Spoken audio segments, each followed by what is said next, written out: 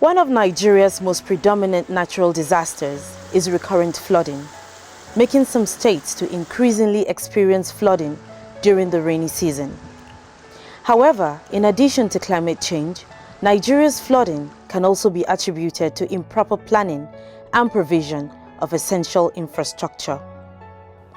Flooding is the accumulation of water over dry land. Usually, the major contributing factors are the overflow of inland waters like rivers and streams or tidal waters. The unusual accumulation of water from such sources such as heavy rains or dams is also responsible. This is Patani. It has turned to Patani Island. You can see the flood, you can see the waters, you can see that area has been overtaken by water. This is the situation we find ourselves in Nigeria. Look at how people are crossing. Look at how people are crossing. Look at this is the situation we found ourselves. Look at the tile of the water. It's where we want to cross now. Vehicles cannot go through this place. They cannot go beyond this place. So this is, you are on your own. This place is totally cut off. No vehicle, no going out, no coming in. So we are forced to swim on the river. According to the Director General of the Nigeria Hydrological Services Agency, Nigeria is located within the River Niger Basin. The basin is occupied by 9 countries, with Nigeria located at the lowest position. This means that once the upper catchment of the basin gets flooded, Nigeria should be prepared to experience flooding. This is the water level between Bayelsa and Aouda.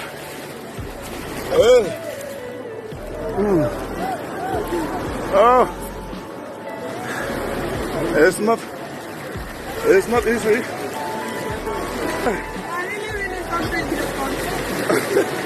This is a terrible situation.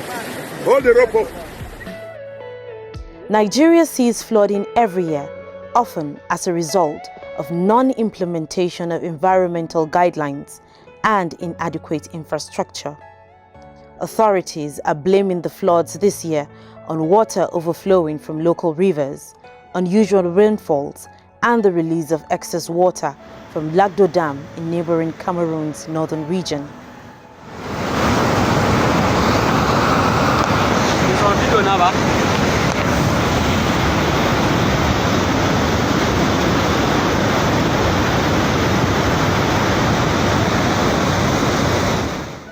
The Nigeria Hydrological Services Agency predicted more floods in 2022 than last year due to excessive rainfalls and contributions from external flows, such as the dam in Cameroon.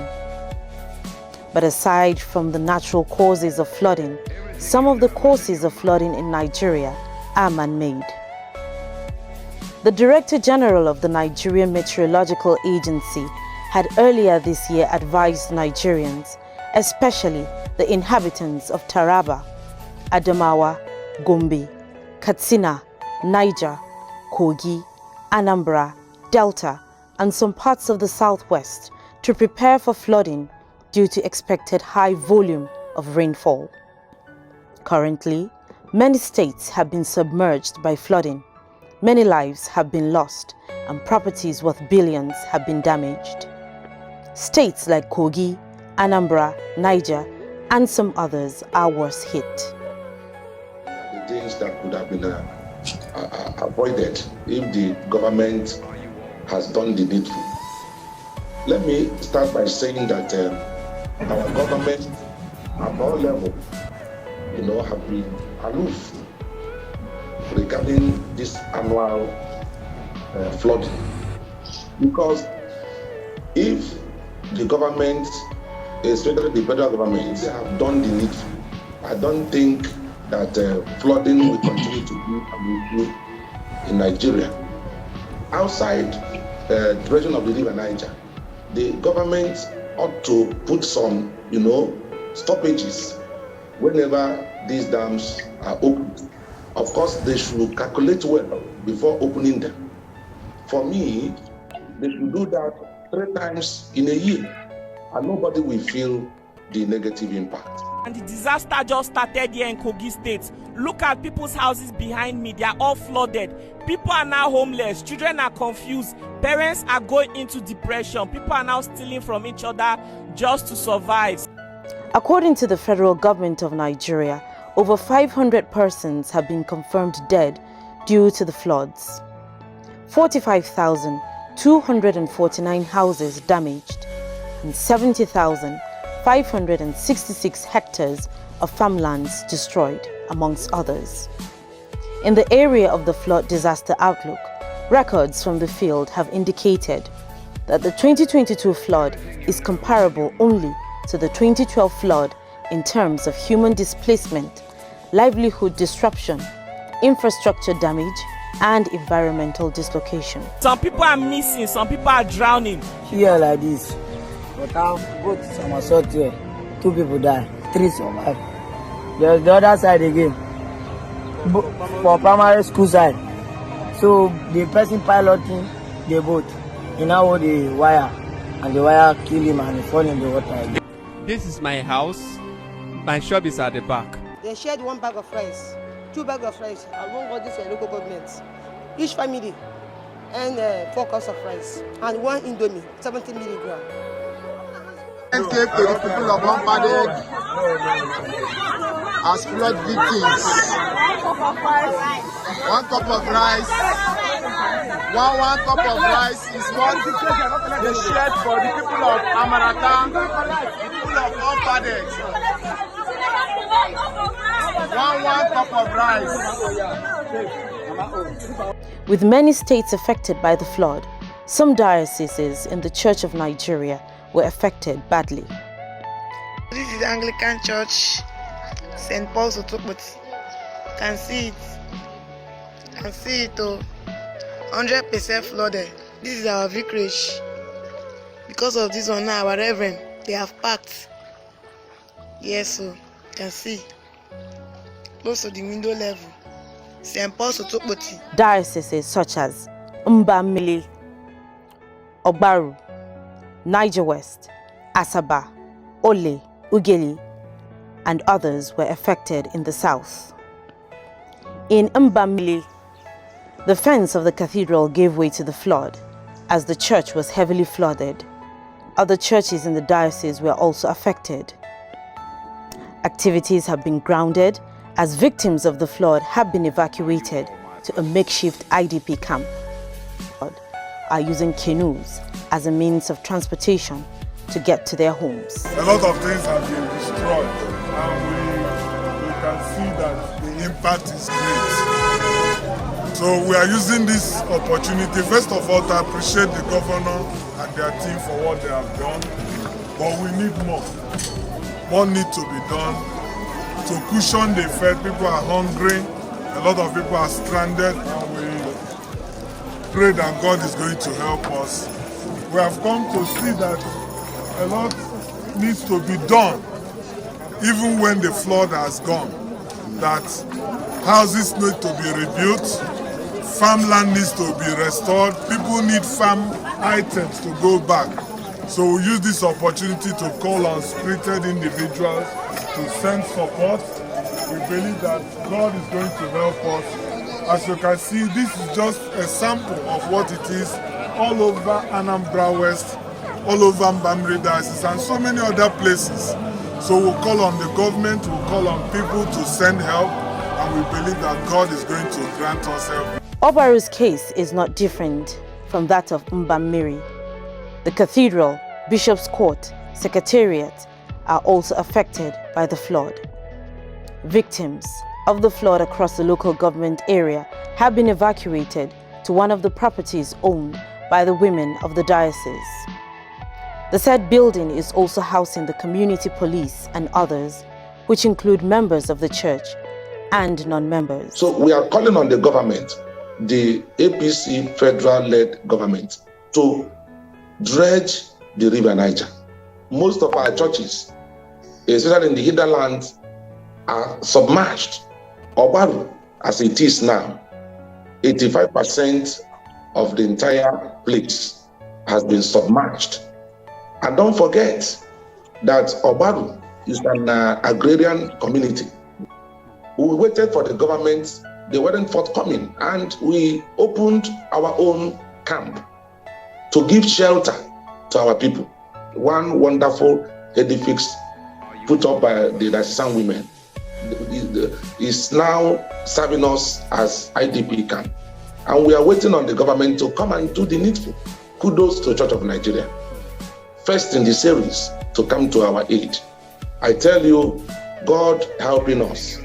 We are doing the needful to give shelter, solace, comfort, and hope to our people. Niger West is not left out of this menace caused by the flood. Properties have been destroyed, lives lost, many displaced from their homes. While that of Ugeli, Ole, and Asaba is not different from what befell others, as properties were lost and many displaced. Most of our churches have been sacked by the water, even in Patani. But what you can see here is just between Saturday and today. And we got information that it is very heavy. It's still coming down to us. You see that all our members have been displaced, all in this area, all. No one is exempted. The members of our churches have lost their properties because no one expected this type of flood in a time like this. And presently we are having over 148 persons in that camp. It's a very bad experience. I know it's going to be a tough time, especially to take care of the people, the workers at this time, because no service will be held from now on and the water is still rising. In the north, dioceses like Lokoja, Ida, Makurdi, Dutse, and Kuchigi were affected. Here the flooding caused a lot of havoc. A means of livelihood was destroyed, lives and properties lost, while many were displaced and rendered homeless. We are touched by what is happening all over the place. The pain that people are going through, whether they are church members or not. The first recipient of that are Adamawa people or our diocese in Yola. All the churches by the river run of Adamawa and all the areas by the river area of Adamawa were affected. Our members lost their properties and then some lost their homes. Kutigi was affected as well. And Bauchi diocese were affected. Let me thank the Dr. Madu, who is trying to help us. He's the chairman of the Nigeria Relief Committee. He called me that on their own part, the other side, they are going to help us. So we appreciate all their efforts. The Church of Nigeria, through its relief committee, have responded to some of the needs of those affected by the flooding, as they call for more help from Anglican faithfuls, Christians, and well-meaning Nigerians. With a further expression of the commiserations of His Grace, the primate of our church, at whose instance we are carrying out this function. We commiserate especially with all the dioceses that have lost people and people of all communities who have lost people. We are sad that so much properties and means of livelihood have been lost in the course of these floods.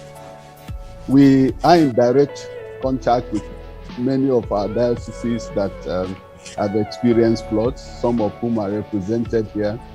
The relief that the church has been able to send to the dioceses from the little that the church also has, it's not meant to solve all the problems, but to give a point of immediate assistance. Somebody who is out of his house like we've had, what the people want is, what are the most critical and immediate needs? Shelter, food. So if people have a place to lay their heads and protect themselves from the elements, they can then begin to look to the next need, which then becomes food. When those two are, then we begin to look at the issues of clothing and so on. And then as we are able to settle all that, we can then begin to get to all the secondary and tertiary needs before we start getting them back to their means of livelihood and all that. That is the focus of the church. Of course, long after all this is gone, for the relief committee, we also still have issues, come and manage all the post-traumatic issues that would have arisen from all this. It's traumatizing when somebody who has suddenly does not have. Even when he gets back, there are so many issues that still have to be managed as we go forward. But let me just, for this place, let me just stop it at this point.